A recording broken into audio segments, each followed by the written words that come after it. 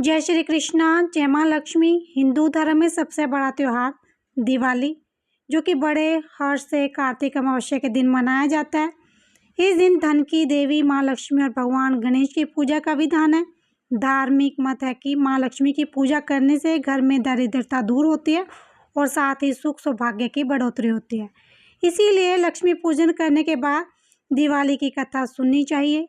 तो आइए सुनते हैं दिवाली की कथा। पुराने कथा के अनुसार एक नगर में एक साहूकार रहा करता था।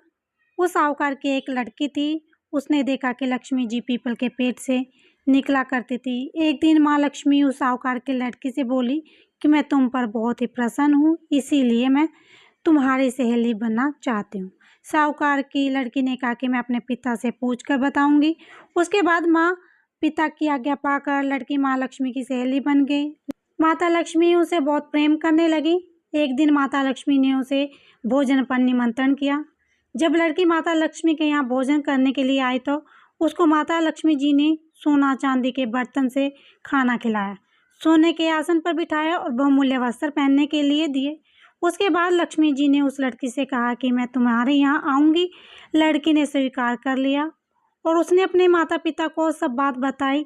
इस बात को सुनकर उसके पिताजी बहुत प्रसन्न हुए और लेकिन लड़की उदास होकर बैठ गई।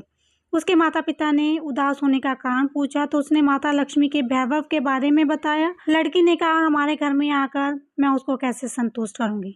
लड़की के पिता ने कहा कि जमीन को गोबर से लीप कर जो भी रूखा सूखा बन पड़े प्रेम से उसको खिला देना।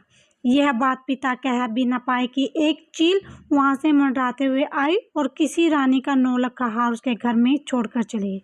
9 लाख का हार देखकर साहूकार बहुत ही प्रसन्न हुआ। यह देखकर साहूकार की लड़की बहुत प्रसन्न हुई। उसने उस हार को बेचकर लक्ष्मी जी के भोजन का सारा इंतजाम कर लिया।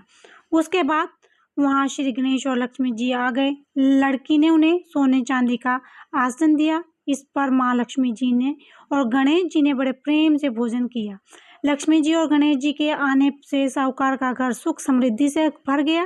बोलो माँ लक्ष्मी की जय। श्री गणेश भगवान की जय।